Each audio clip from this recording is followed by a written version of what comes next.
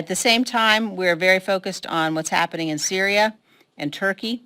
The situation in Syria today remains serious, remains grave.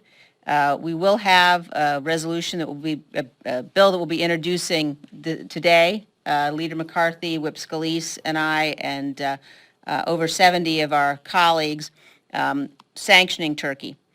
We've been working very closely with the Senate, working very closely across the aisle as well. But it's very important to recognize the impact in particular that the Turks now are in a situation where we risk the resurgence of ISIS, where the Turks have gone in and we see evidence of atrocities being committed, and where our allies, the Kurds, frankly, are facing what looks like a betrayal from the United States.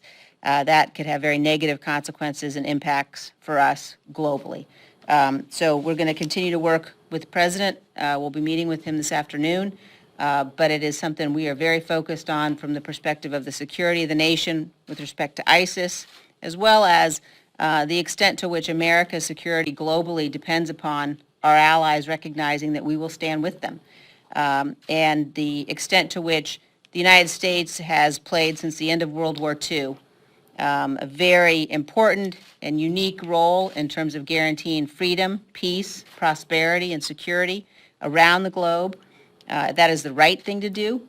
We are the only ones who can do it.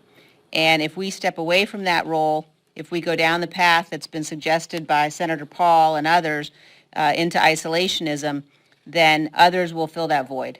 And we are going to face the possibility of living in a world where America is not setting the rules, but our adversaries, the Chinese, the Russians, the Iranians, are setting the rules. And that is not a world anybody wants to live in. So it's very important that we make sure that we maintain America's global engagement and that we consider the costs of inaction. We consider the costs of having to go back in to situations where we've withdrawn from. We do not want to repeat the mistakes of the Obama era.